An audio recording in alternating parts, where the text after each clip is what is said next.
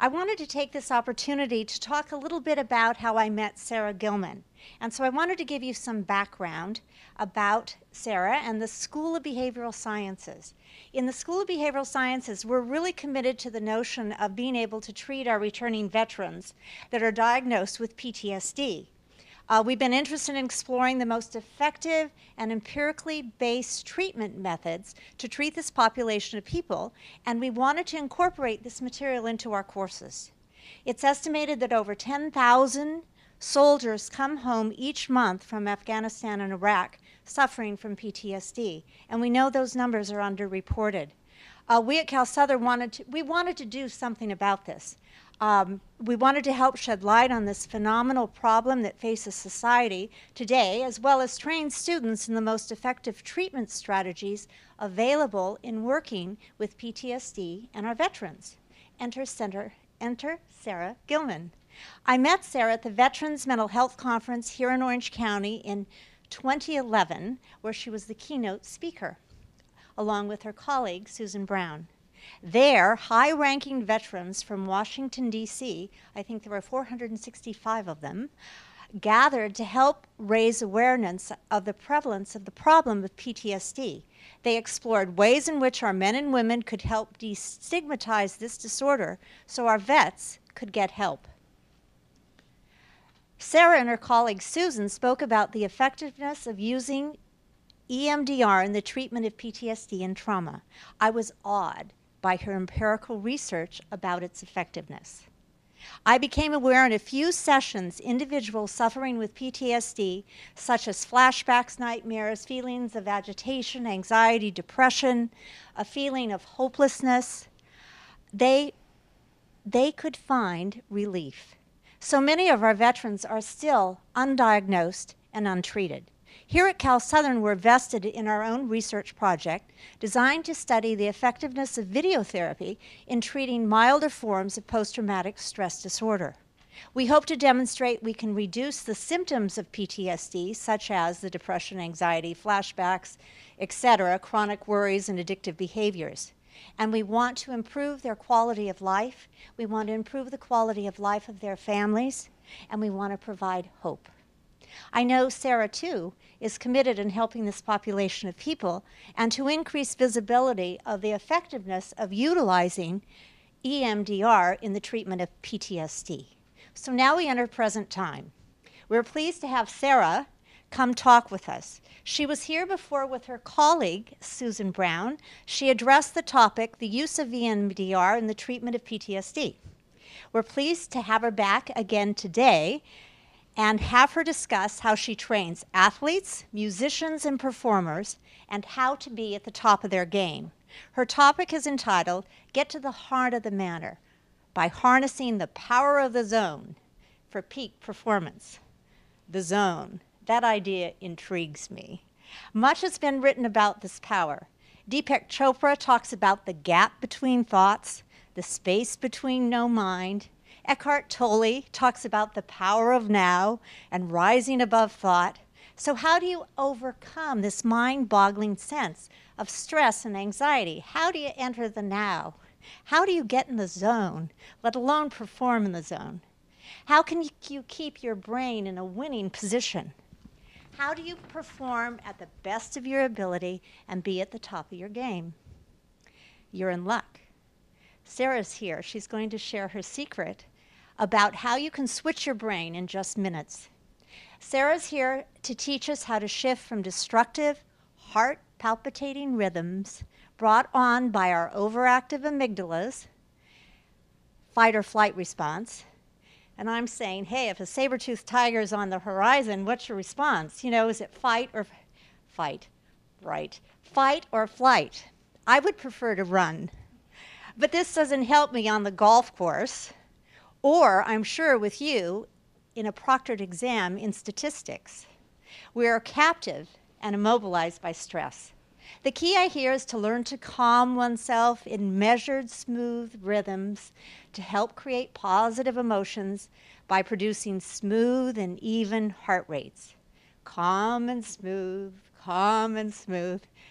producing a sense of clarity, calm, and coordination, all associated with peak performance. To that end, we're very pleased that Sara, who is one of the world's leading experts on the subject of mental fitness for peak performance, is here to talk about it. Let me tell you a little bit about Sara's education. She received her bachelor's degree from Augsburg College in Minneapolis, and that was in psychology. She continued on with a Master of Science in Clinical Psychology at Cal State Fullerton. She's a licensed marriage and family therapist. She works in Encinitas, where she specializes in treating addictions and PTSD, as well as working with athletes and other top performers.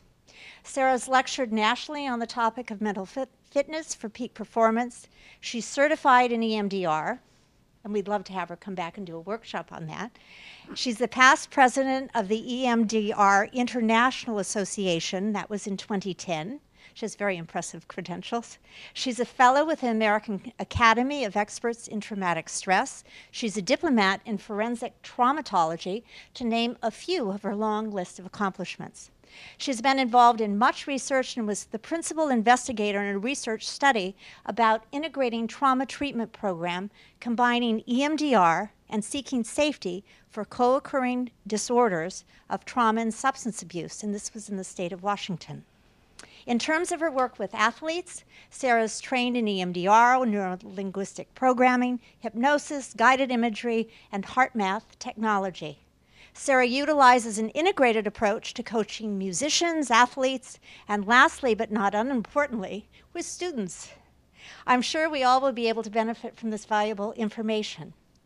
I also wanted to mention, after 25 years in the field, we're happy to announce that Sara is continuing education here at Cal Southern for her PsyD in psychology. Yay! Anyway, that's a plug for us. So without further ado, let me introduce Sara Gilman. Thank you. Whew. Hello, everybody, and everybody out there. It's so nice to be here again. Cal Southern's starting to feel like home. So we have a lot to learn today, and I'm really excited about talking and sharing some of the most important information that's made a difference in my life. So here we go. Okay, I have to do two things at once. This should be fun. So today we're going to talk about harnessing the power of the zone. So we're going to talk about what happens in performance, what blocks us from our own peak performance, and what helps us achieve greater performance. What is this zone that Barbara was talking about, and how do I get there? Why do we teach heart rate coherence first? And digging deeper at the end, we'll talk a little bit about, in sports, what's called a yip, or a hesitation, or a hiccup. And then we'll talk about this integrated approach for teaching and success. Let's see if I can do this. Okay. So years ago, I was introduced to a company called HeartMath, who taught me about how the heart is the regulator of emotions, not the brain. Well, that was a little surprising to me.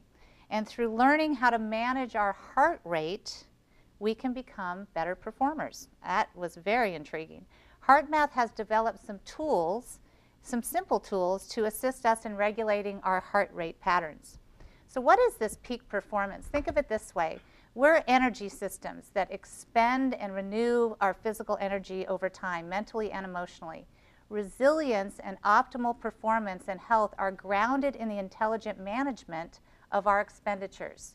So the zone is where we're synchronized between the heart and the brain and the nervous system to create the smooth evenness that Barbara mentioned. I don't even get to the remote at home, so this may take me a few slides. So this smooth and even pattern, I had the opportunity to teach heart rate training at a triathlete camp. And a freelance writer, Chelsea Asaro, who is quite an accomplished triathlete herself, decided, because of the results she got and she saw the other athletes get, that she would write an article for Triathlete magazine. And this is what it said. She says, "There is a place all athletes want to go, but few know how to get there. The elusive place is called the zone, and a company called HeartMath has created a roadmap to get there. The zone is not a mystical place of higher consciousness. It's a state of whole body synchronization or coherence. Now, doesn't that sound magical? So athletes, what are you doing? You're pushing the limits. I'm in a room full of athletes right now, and sometimes it hurts, and sometimes it helps. Pushing the limits means to stretch or to grow or go beyond where you formerly were. And that means mentally, physically, emotionally, and sometimes there are growing pains. So who looks stressed in these pictures? Well, negative or positive, stress is still stress, right? Performance is stress. No matter what you're doing, the key to success is figuring out how to manage this stress. So what is this stress? Let's define it. Stress just means change, going from one place to another. It can be positive or negative. Stress is bringing about change. And the stress reaction is what we do with that change. So any type of performance, like speaking or being a student, can be stressful. Peak performance simply means it's the best you can do at that time. Today we're going to talk about heart rate variability. The heart at rest was once thought to operate much like a metronome, back and forth, a regular heartbeat. Isn't that what you think about the heart when you're relaxed? Scientists now know, rather than being this monotonous, regular rhythm, it's really got some variability to it. That's a natural beat-to-beat variation, and the heart is called heart rate variability. So that's what we mean. It's irregular and constantly changing. That's normal. So why is heart rate variability important? The scientists and physicians consider heart rate variability to be an important indicator of health and fitness. It's a marker for physiological resilience and behavioral flexibility. It reflects our ability to adapt effectively to stress and environmental demands. Now, if you're an athlete who performs outside, there's always some kind of environmental demand. Heart rate variability is, remember, the indicator of health and fitness. So, what's the zone? What's it look like? Let me sync up here. There it is. It's a smooth and even heart pattern, which synchronizes the heart and the message to the brain.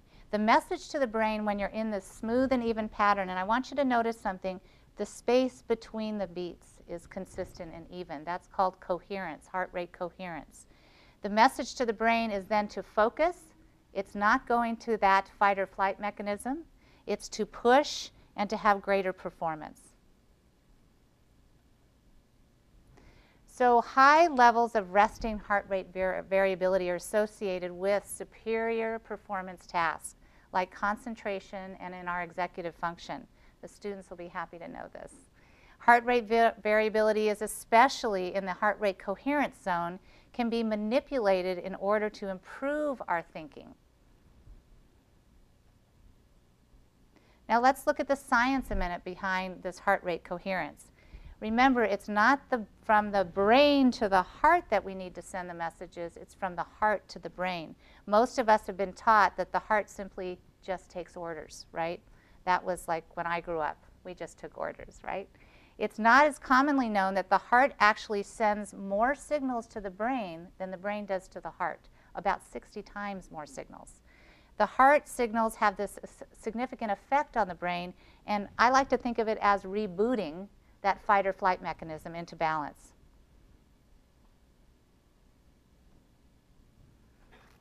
So some more science. At the Institute of Heart Math, the research has shown that generating sustained, and this is key, positive emotions facilitates a body-wide shift to specific and measurable states.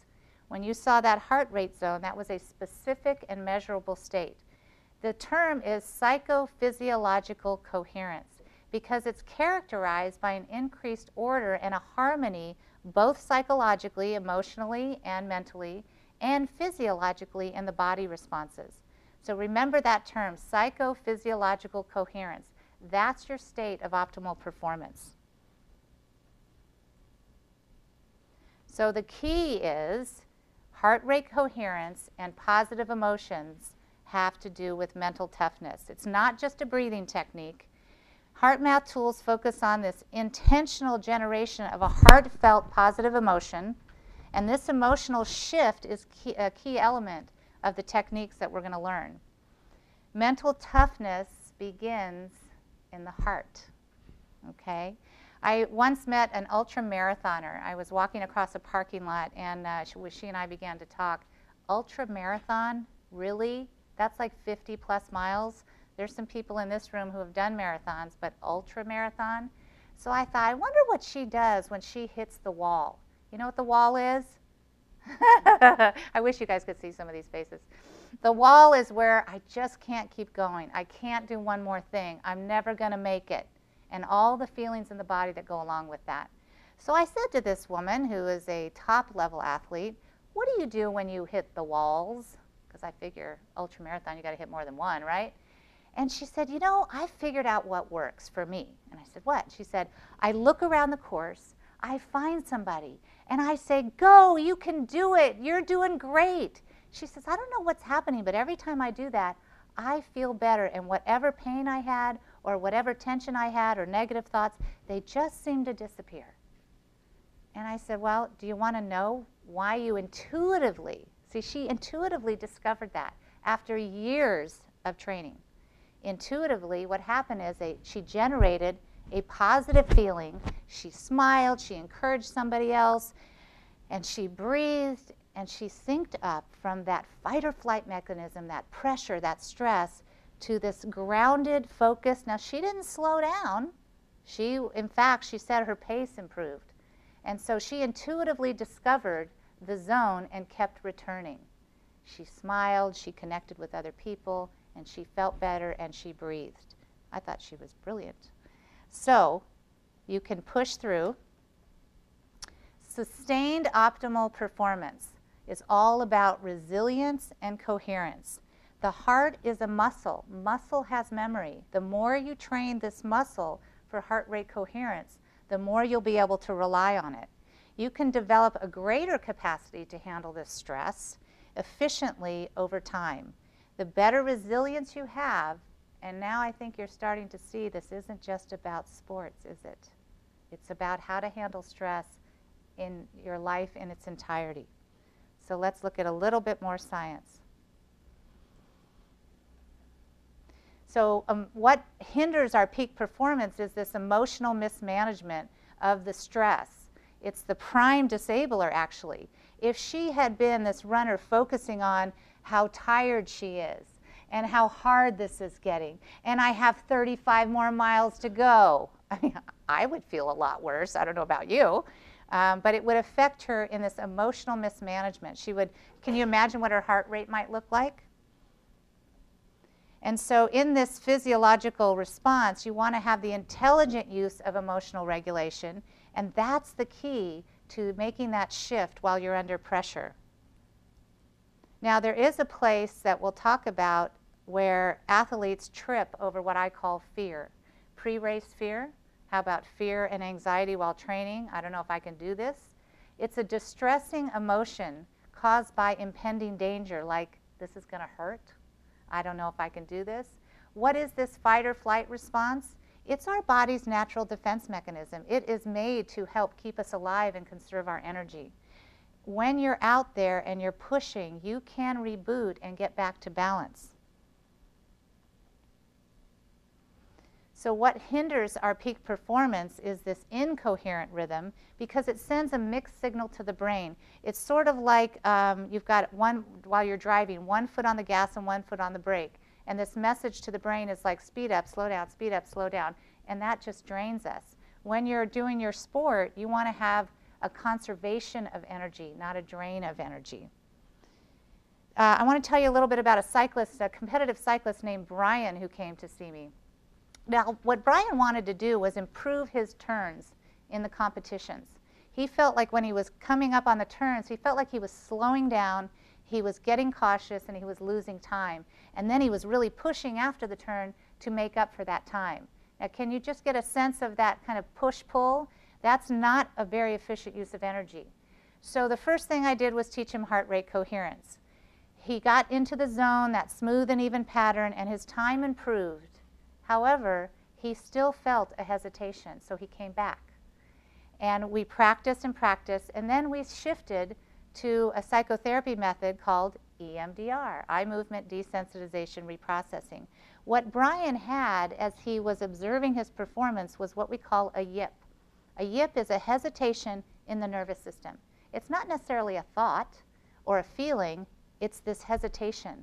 And maybe you've experienced it, or if you're watching sports, you can see it. It's very subtle. The higher level the athlete, the more subtle the yip, but it's in the nervous system.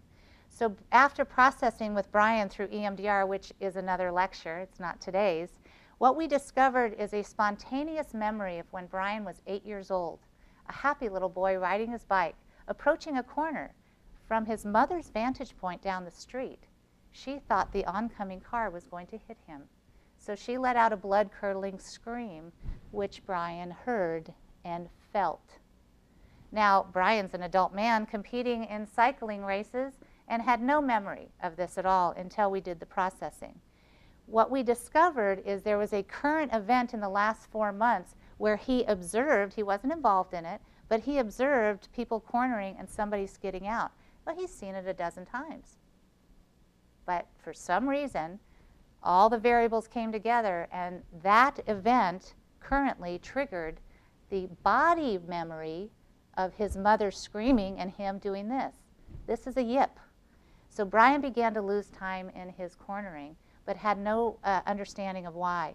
Once that memory was reprocessed through the EMDR therapy and the adding of the heart rate coherence, Brian not only picked up speed on his turns, but he found that his level of racing improved in all areas. Heart rate coherence is used throughout his competition now.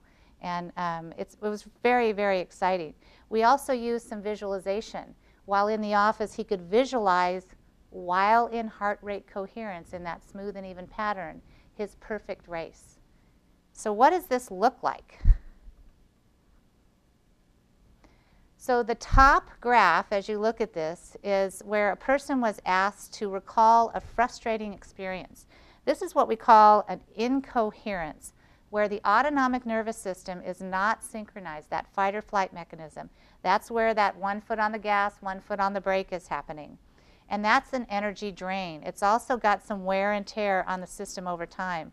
So it holds true on the body and emotionally. When there's stress, the autonomic nervous system, so let's call that the engine, is not running efficiently. And what happens when it doesn't run efficiently?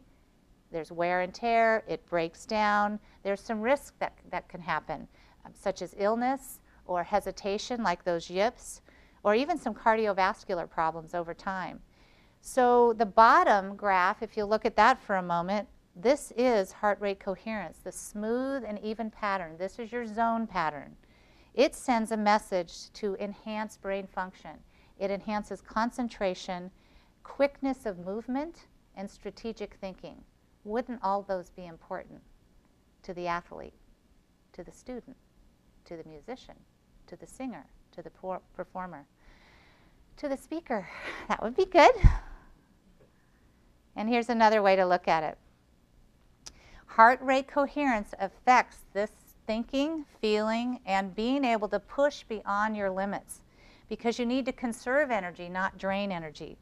And you also want these efficient reaction times and able to think and act quickly. So, energy drain, that wasn't a shark out there, it was a dolphin, thank God. Energy gain, man, I'm glad that's over, I'm on to the next place. That would be my bike. So the nervous system stores information, and sometimes it stores it in a way that's going to disrupt your heart rate variability. And this is what can hinder our peak performance. Being out of sync drains our energy. I was referred a very top-level tennis player not too long ago, and the parents and the coaches were very concerned because her emotional dysregulation, and what does that mean on the tennis court? Her anger, her frustration, her throwing the racket was really getting in the way of her performance. And in her particular arena, it could cause a disqualification. You cannot win and be at your peak performance if you're disqualified. And the higher level the athlete, what happens? There's a loss. There's a huge potential loss if somebody can't regain themselves. So after the parents said, what is wrong? Why don't you just stop this? After the coaches were saying, knock it off. All very helpful. After heart rate coherence training, she began to have these tools to regulate herself in the moment on the court. Inner confidence, it's very empowering to be able to shift your emotional state in the moment. She improved dramatically, and it was noticeable to everybody. So research at the Institute of HeartMath was shown that one of the most powerful factors that affect our heart rhythm is our feelings and emotions. So now I bet you're going, okay, but how do I do it? How do I do it?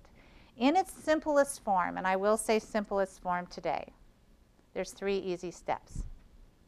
So for right now, take a moment. Do you remember when you're learning your sport and you're told, focus on the muscle, like when you're lifting, right?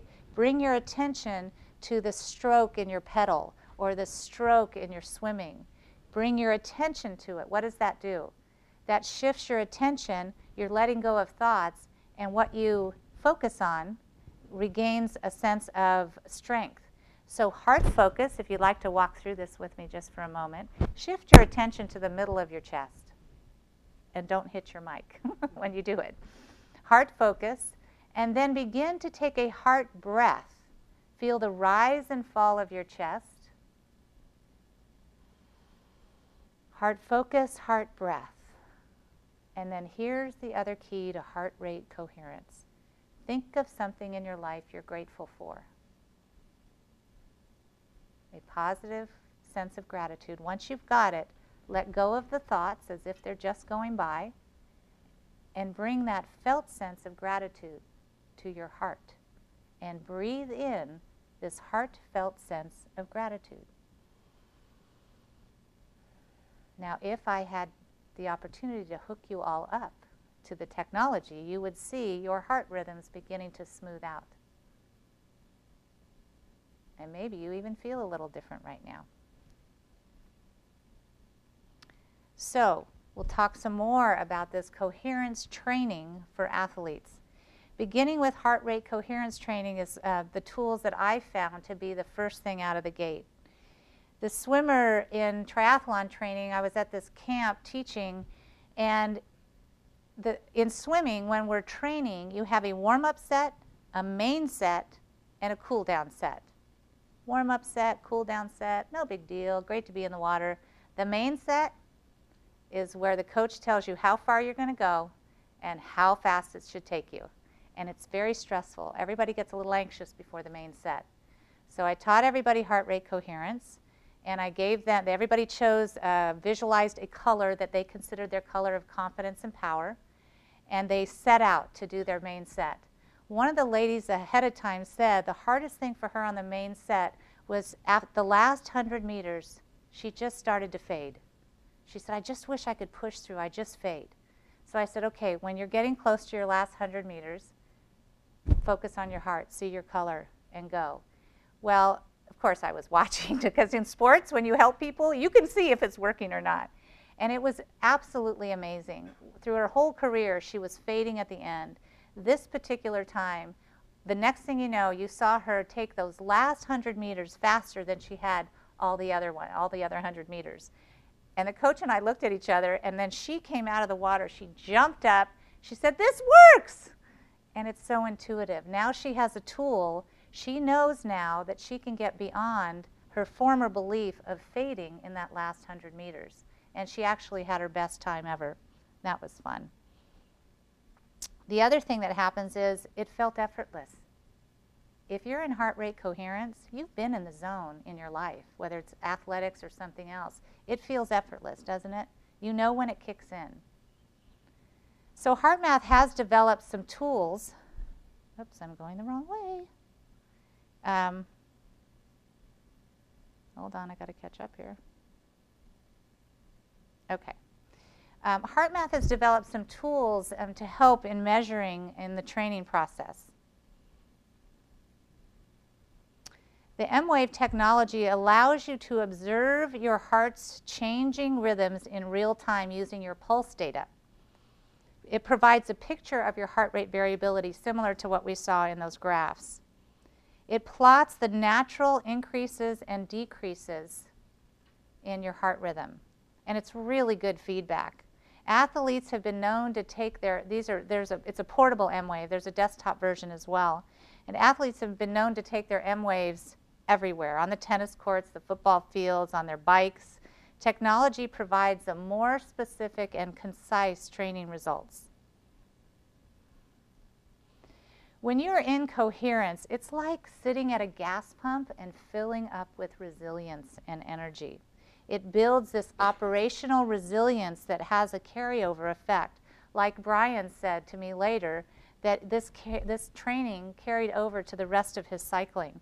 And actually his wife said he was in a much better mood. So that was good. Just like any other kind of fitness training, you can spin out, you can get amped up, you can be upset. However, your inner heart rate fitness will prompt the memory. Remember, the heart is a muscle. It has memory. And you'll say, uh-oh, I don't want to do this. I want to do this. And the heart remembers, and you're able to reboot yourself. And again, that builds a lot of confidence, and it feels very empowering. This is just the desktop version. The technology supports your practice and gives some direct feedback. And it's got some interactive games, which are really interesting. HeartMath has been featured in over 30 peer-reviewed medical journals. So let's review. Coherence for athletes creates maximum concentration, focus, and mental clarity, even under pressure. It improves our motor coordination, it relaxes our reaction times, and it reduces muscle tremors, which we also call those yips. It's a perceptual clarity. A lot of people report their vision feels like it gets better when they're in coherence. There's another thing that happens when a team is doing heart rate coherence. Think about that just for a moment. If the entire team is in heart rate coherence, there's an increased intuitive synchronization with the other team members. This self-regulation of fear and performance anxiety, worry and frustration shifts to power and confidence and encouragement. Think about that for a minute. That seems really powerful. Teams have used this on the football field, on the basketball court, at breaks, at timeouts, in the locker room.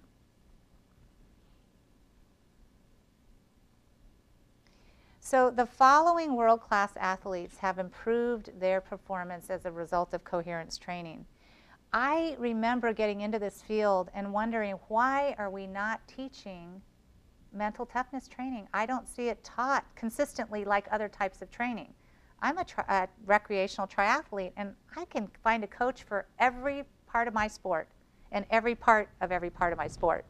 But I got no coaching on mental toughness training. And when you're out there in the middle of nowhere, seemingly by yourself, it would be nice to have some tools. So in my own work, the stories were compelling of the people I began to work with and teach heart rate coherence. The athletes themselves would describe the results of what they were getting. And basically, when the going was getting tough, heart rate coherence improves their mental toughness. So let's enjoy what these athletes are saying.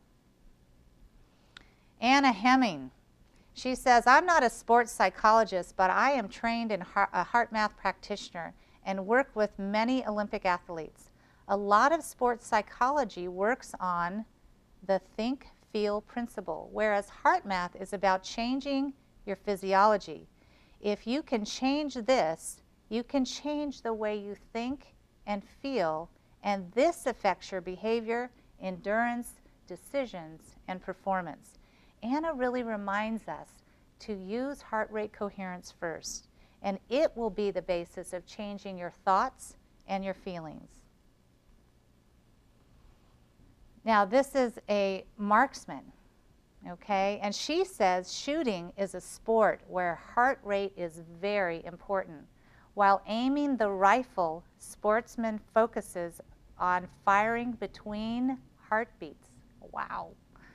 With HeartMath tools and training and the M-Wave, I became extremely quiet and able to focus. After a few weeks, I had a remarkable breakthrough and won several competitions. The M-wave makers is visible the state of my body, and I was able to use the feedback to enter in a state of peak performance. What she's referring to is with the technology, you can actually see levels of coherence, low, medium, high. It's not just being in coherence. You can actually start tweaking and getting the heart rhythm into a much more precise heart rhythm. Endurance skiers use HeartMath, and they say coherence training allowed me to rediscover my true gifts and talents. Karen is a Olympic sprint kayaker, and she says coherence training helps you learn how to go inward and breathe effectively, controlling stress and anxiety. I am forever grateful for the skills which have helped me in the sport and in life. One of the things that seeing this testimonial reminds me of is, you know, in pain management where they say, like after a surgery and you need to manage your pain, you make sure you take the medication before you're at an 8, 9, 10. So in recovery, you're not trying to manage the pain, you're staying at a low level. Well, in heart rate coherence, what she's saying is she doesn't have to get anxious and out of control to bring herself back. She's staying at this place of the zone as much as possible. When you get out, you can bring yourself back. It's this shifting. That's what we call that inner flexibility of the heart rhythm. And that's what gives it the strength, is being able to stay within this zone. When you're really out and you're amped, it's work to bring it back, okay? So it's really about getting more and more precise with the training. A cyclist says that in his racing team, he uses the M-Wave, the portable, to reduce his stress and improve his endurance. Think about that for a minute. If there's heart rate coherence and heart rate fitness, and you're an endurance athlete, you can continue to adjust over time. This gymnast, Ross, says, I use HeartMath before performing each routine, and it helped me to feel calmer and more relaxed. I'm sleeping better and generally have more energy in the gym. This is another thing I found with almost every single athlete, although we didn't talk about sleep right off the bat, although I do now because they taught me, is that in using the heart rate coherence tools, without exception, everybody started to sleep better. They didn't go to sleep, you know, like this. They used it before bed. And where do we recover? We recover when we sleep. And as you get older, it's even more important, trust me. And so the improvement of sleep also impacted their ability to train and stretch into a greater peak performance. It's vital for the athlete to have efficient sleep, and this is why I definitely recommend that people use it before bed. Now, if there are any golfers out there, you're going to be happy about this one. The Secret Edge of Golf. A golf magazine in 2000, I think it was 7, did a whole spread on the HeartMath tools and the measurable differences. And he says HeartMath techniques show how to take control of your emotions, enabling you to make dramatic improvements in your game. He says, I put my students, top-level professionals, on the launch monitor before and after their HeartMath practice, and most see their club head speed increase and ball flight control improve. Distance and ball flight control improve with remarkable consistency. Now listen to that. It's measurable. Before you use the tools, you step out, then after you use the tools. It's measurable, and it's consistent improvement over time. And Laird Small, the director at Pebble Beach, in the Golf Digest in 2007 article, he says, I found in my life, using the M-Wave, that I am able to get into the zone and stay in the zone. The M-Wave gives golfers techniques to control themselves while under pressure and intense situations so that they can use the situations to the best advantage, both athletically and in life. This is important for high performance. Are you starting to hear this generalization in athletics and in life? So the better we manage our stress, the better our life can be. I included this one because he was so enthusiastic. This golfer says, Today was a massive breakthrough for me. I got it to 7 under par under the West course at Wentworth today. Finished at 5 under. I made 2 eagles, narrowly missing eagle on the 18th as well. I have not shot a round like this in the last 3 years, in practice or in tournaments. The inner calm I felt during my round was unbelievable. A lot of people will say this is unrecognizable. Using the heart math techniques, I know without question this is all due to heart math, and so thankful to you for introducing this fantastic tool. The results are there. Now, a baseball coach who's a former major league pitcher says, I love the way he says this, when the brain has negative activity, it can be hate, anger, doubt. It impedes the electrical impulses and motor skills that throwing a baseball requires. Using the M-wave changes this. So is it using the M-wave, or is it smoothing out the heart rhythm so that the body has a smooth and even trajectory? Okay? Tennis fans? Once I started using heart math before and during each tennis game, I was able to hit the sweet spot more often, and for the first time reached the finals and won in straight sets. This heart rate coherence practice really does help you get into your sweet spot with your heart rhythm more efficiently. This is another example of what happens with a team. This is a high school coach. Now, I started thinking about high schoolers learning how to get into heart rate coherence.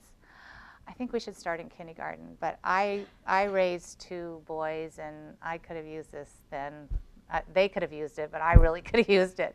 So this basketball coach says, we're getting great results are happening from my basketball team. They use heart math to stop frustration, nervousness, and anger, and to transform negative thoughts like I can't to I can.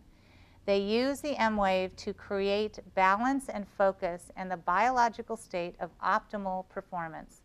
The number, here's the measure, the number of turnovers dropped significantly, and their shooting percentage increased. During each timeout and at halftime, we use heart math. This is transferred onto the court, and the team was able to execute and perform with great success. This team coherence translated into wins on the basketball court, and we ended the season with 15 wins, 1 loss, a new record. Can you imagine? Now, we can't leave out football, or I wouldn't be able to go home. So Billy Cundiff, a kickoff specialist and place kicker, he says, not only were my mental skills continually improving, but they were working in game conditions, not just practice. Here's a key. When they say game conditions or tournaments, that's where the pressure's up, right? So when I follow the program, he says, I was killing the ball and having a great time doing it. People in general don't deal with stress well. Moving forward, stress will be the least of my worries. If you ever see one of my games live, just watch me on the sidelines. My personal M-wave will be getting plenty of use. So, let's do a little review. Teach first things first, heart rate coherence. Your heart really does have the answer. Remembering that the heart is a muscle has memory, and you can train it. By training in heart rate coherence, you can increase your awareness of how your thoughts and emotions affect your body. It'll teach you how to effectively get into the zone for that optimal performance. It increases self-confidence and self-control. And it improves focus and stressful training and in races. So basically, when the going gets tough, you can go somewhere that makes it easier and more efficient. Now, I certainly don't want to leave out one of the most important peak performers. How about the student? Studying, performing, taking tests, writing papers, trying to figure out all the online stuff. This young man got referred to me. That's actually not him. He did wake up when he came into my office. No. He had a moderate diagnosis of attention deficit disorder, and he had to go into the MCAT studying for his medical school entrance exams. He had some weeks to go, and he was studying 6 to 7 hours a day. After 2 weeks, he reported fear, anxiety. He wasn't sleeping. He had dark circles under his eyes, and he was getting scared because he felt his comprehension had hit the wall, had peaked out. And so he came in and I explained about heart rate coherence. I explained about the M wave and how to get into coherence, gave him the handheld and said, do this before your long study sessions, do this after your long study sessions for anywhere from 10 to 20 minutes, and do this before bed. The advantage of having the technology is you have something that says whether you're in low, medium, or high coherence, and you have something to look at. It's good feedback. So he followed orders, and he used it before bed and before his 6-hour study periods and afterwards. Within 2 days, he shaved off an hour of his practice test, which stayed consistent over the next few weeks. He started sleeping soundly. His mood improved, which his family was very happy about. No more dark circles, and his attitude was one of happy anticipation for the MCATs. That was a little weird, but the results remained consistent. He took the M wave into the parking lot before the MCAT exam, got into coherence for about a half an hour, and then found himself spontaneously breathing throughout the exam. He still shaved, kept that hour shaved off. And the good news is his score was remarkable, even better than he had anticipated. All he needed was some heart rate coherence training, and that rebooted him. And remember, it wasn't a one-shot deal. He continued to use it over time. Heart rate coherence is a state of optimal learning. It's been shown that we have better comprehension when we're in heart rate coherence. You hear that, students? There is something that I add to heart rate coherence training when I work with athletes in particular, and that is visualization. So we do know that when we visualize, what's the old saying? Oops, wait. We can actualize. So when you work with athletes, of course, it's an integrated approach. You add keys to this heart rate coherence training. You visualize the perfect performance. Even the student, visualize passing that test with ease in your perfect state. And you visualize it while you're in heart rate coherence, over and over again. So your pictures are your performance. I don't know if you know, and I have no idea how somebody figured this out, but 45 to 90,000 thoughts and mental pictures a day. So your performance is going to go in the direction of your most predominant thoughts and pictures. And for Brian, there was a hesitation in his thoughts and pictures. And remember the old days when they used to show, like, let's say football after a game, they'd show all the mistakes? Yeah, that was great because it was a teaching tool, right? We don't do that anymore. We show the mistakes for a learning opportunity, but always end with the perfect play. Always end with the perfect performance. And imagine what would happen if those teams were getting into heart rate coherence together while they were watching the perfect plays. I don't know, I'm waiting for the NFL to call me. So blending zone training with visualization and positive emotions really can help you focus on what you want and what you want in your performance, and it'll activate that memory. Remember that the mind doesn't know if it's real time, real doing it, or really in your mind. And so just some keys to visualization, just to remember, what you do when you visualize is you picture yourself succeeding in real time. You're in your body, okay? You're looking through your own eyes at this picture. You're seeing it, you're feeling it, and you're saying it to yourself. And you're breathing in the feeling and the felt sense of success while you're in heart rate coherence. Now, remember the power of our thoughts, whether they're negative or bad thoughts, they have the same psychological and physiological response that real life experience has. But so do positive memories and thoughts. So when this young man, having completed his first triathlon, when he sees this picture, you think he remembers how it felt coming across that finish line? And the people here are smiling. Do you remember when you succeeded at something and when you were done and how great it felt? Breathe it in. Get that felt sense of success. Pictures speak 1,000 words. visualizing can trigger positive feelings or they can trigger negative feelings. So before we wrap up, I do want to get back to this concept of the yips. So when your yips persist, how do you first identify it? If you're in your sport and you think you can do better, but you haven't been able to quite get beyond, that might be a yip. It might be a limit. Or maybe all you need is heart rate coherence. In the case of Brian, the competitive cyclist, it became very clear to us. He did the heart rate coherence. His performance improved. But was he at his peak performance? No. Because he could still sense a hesitation and he believed he could do better. But he had no idea why he wasn't. Dr. Grand, a colleague and friend of mine, just published a book called This Is Your Brain on Sports. And he says that the roots of all significant performance problems are in athletes' sports trauma history, especially in sports injuries, which are simultaneously physical and emotional traumas.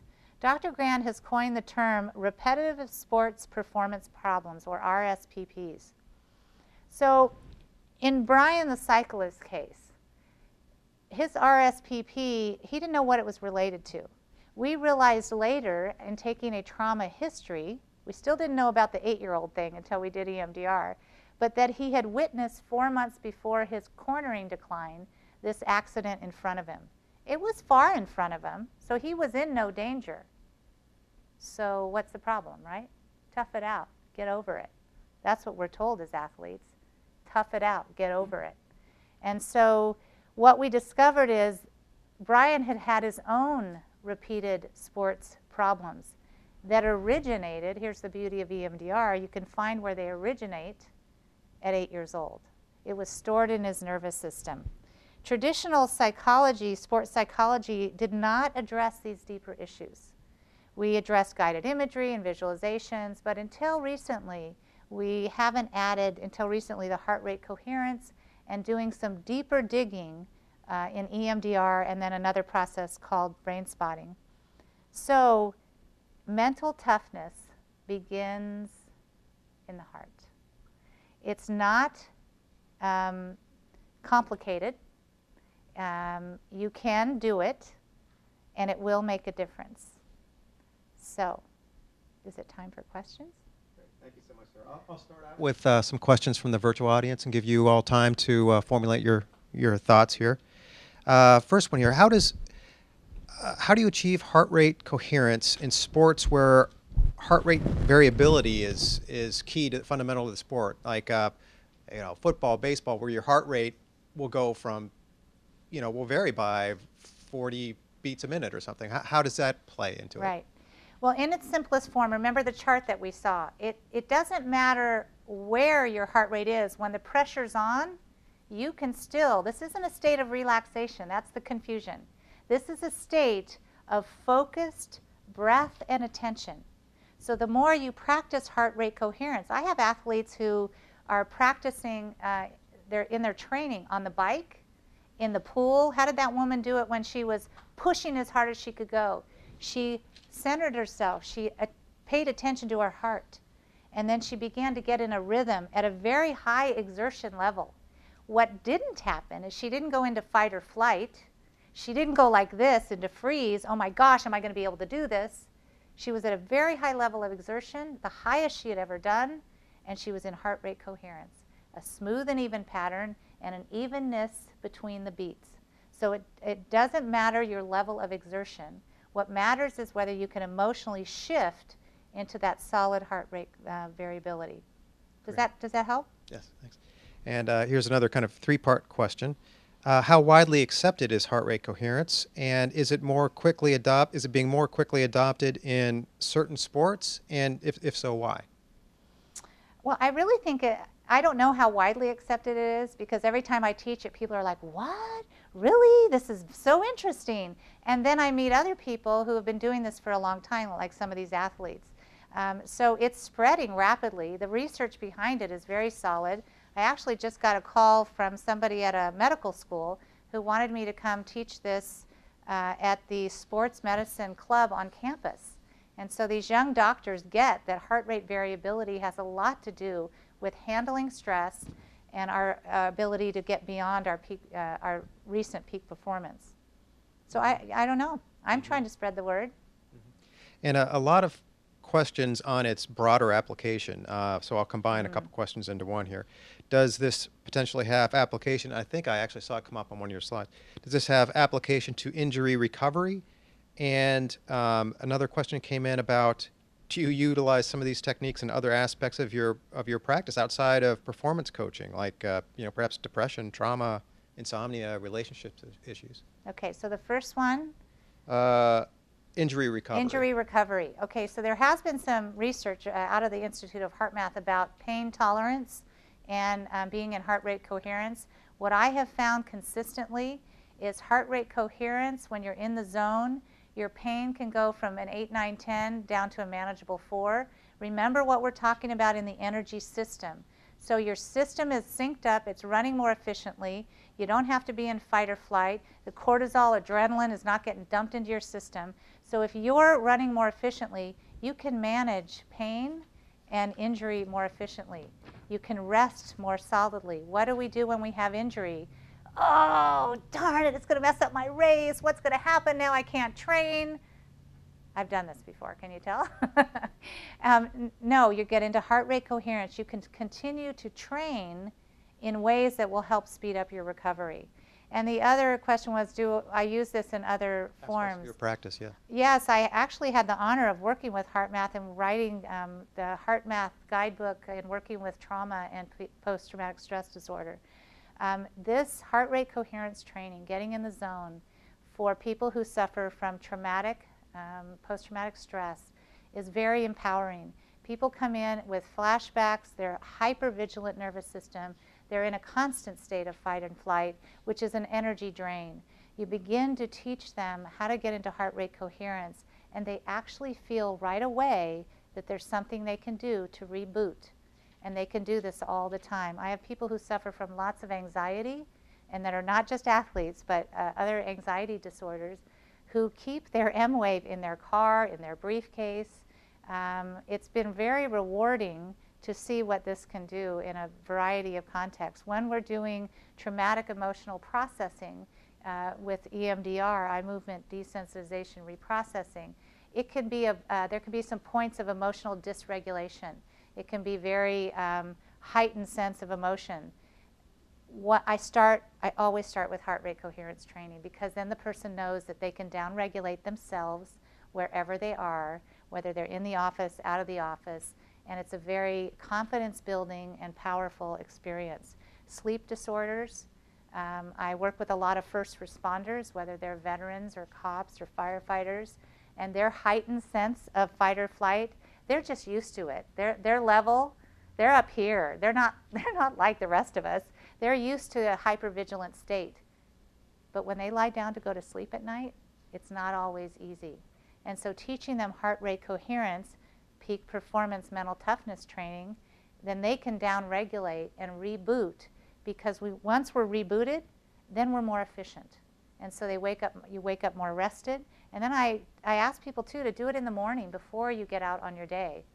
Okay? So yes, it's really used across the board. Great. I'll take one more from the virtual audience, and I'll turn to the live audience here.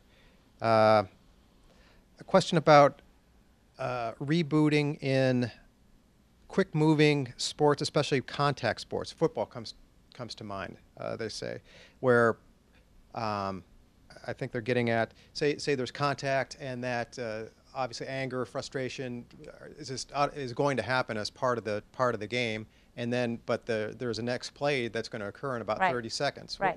How do you work with players in sports like that? It's very exciting to work with a variety of athletes, because each sport has a unique place that you can reboot, and you really have to discover it within the athlete. The football players, there are times they're on the sidelines, right? And they're like this. But when they're getting into their heart rate coherence, as you saw that one kicker, also in between plays. My tennis players, we talk about as they're walking back to the baseline, as just before they serve. So we develop these places for the particular athlete to incorporate this heart-focused breathing wherever they are in their sport.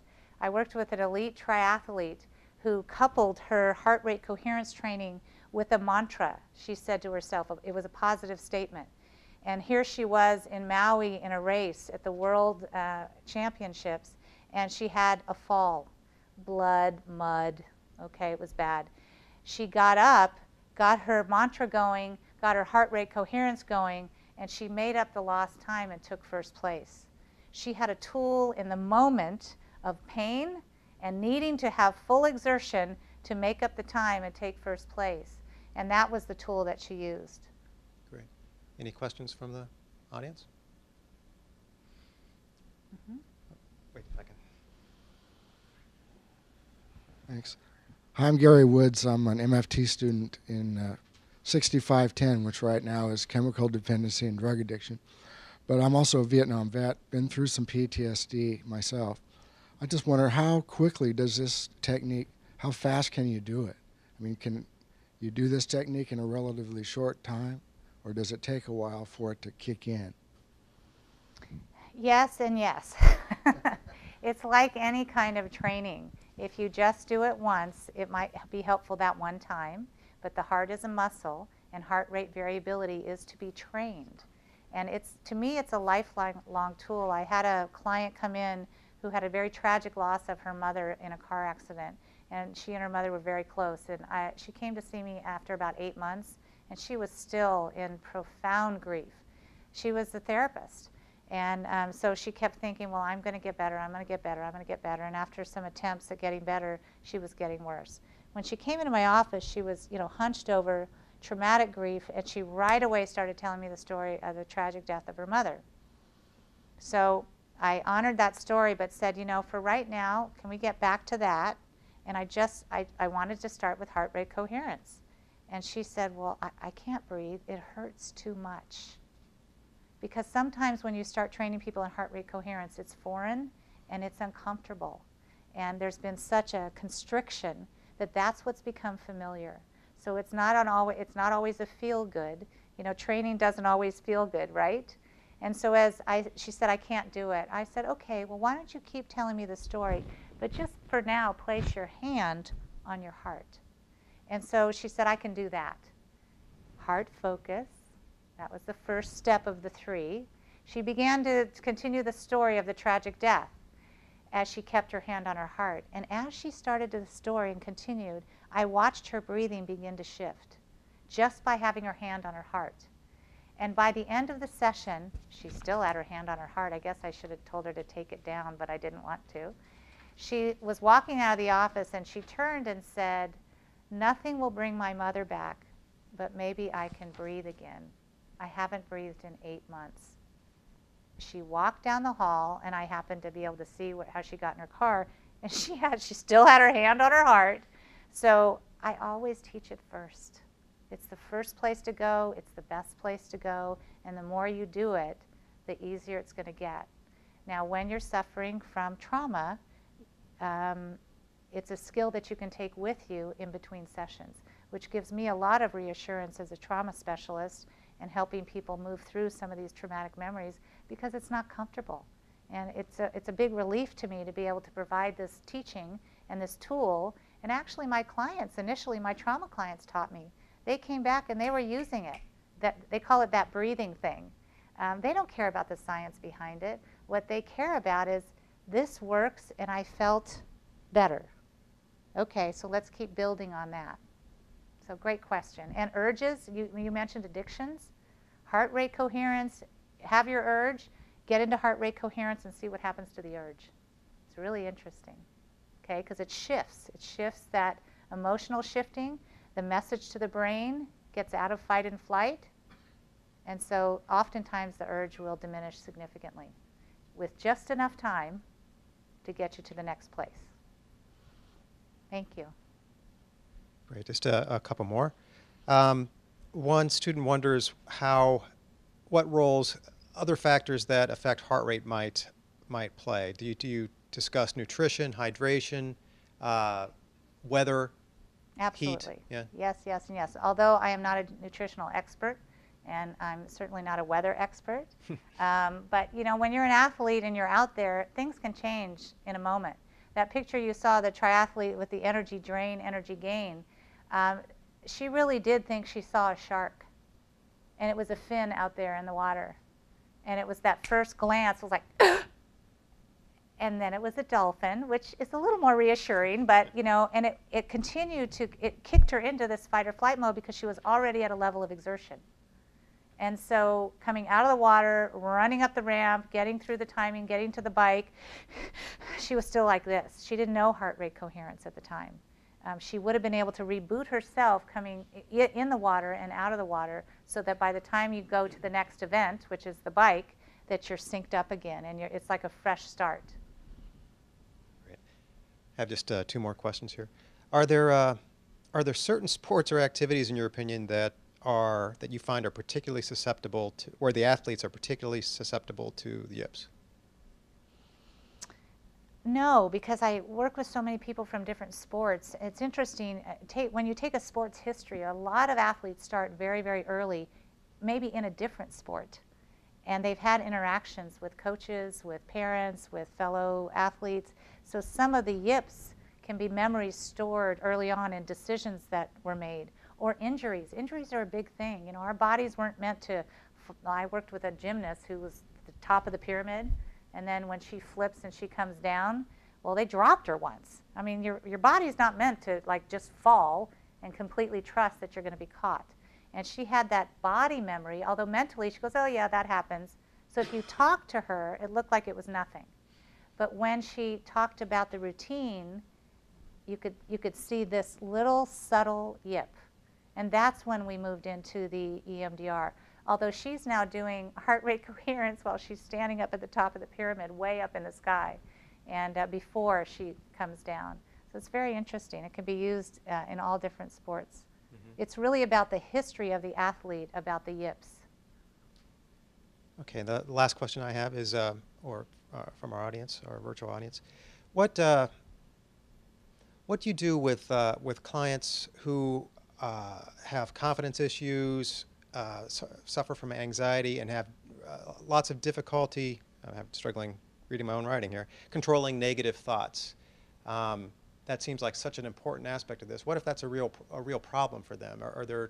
How do you work with those types of athletes? There's an old school of thought that many of our parents helped us develop, and that was motivate by pain.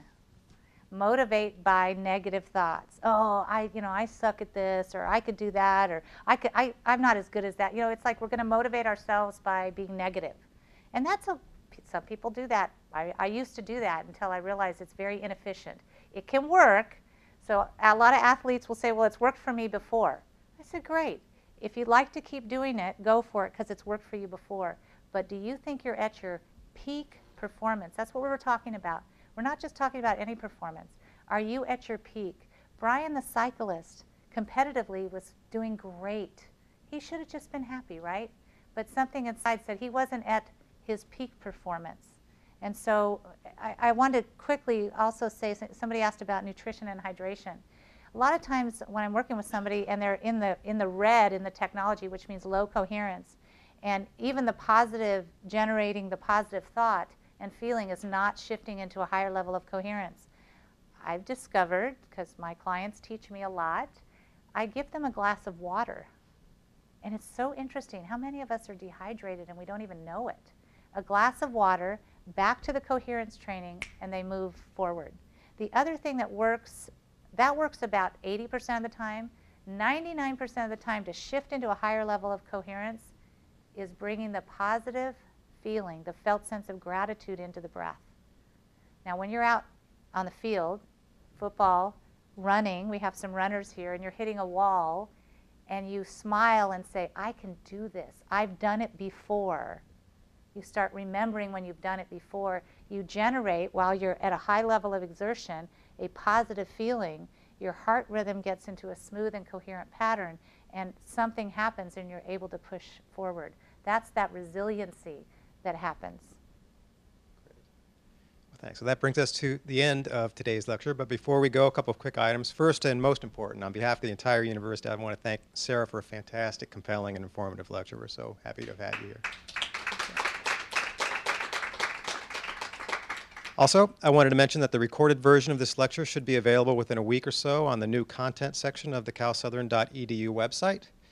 There you'll also find information about our next lecture, which is on March 23rd, and it's sure to be a great one. The renowned Dr. Jeffrey Zeig, director of the Milton H. Erickson Foundation and architect of the acclaimed Evolution of Psychotherapy Conference, will return to Cal Southern to provide his unique perspective on some of the masters of psychotherapy.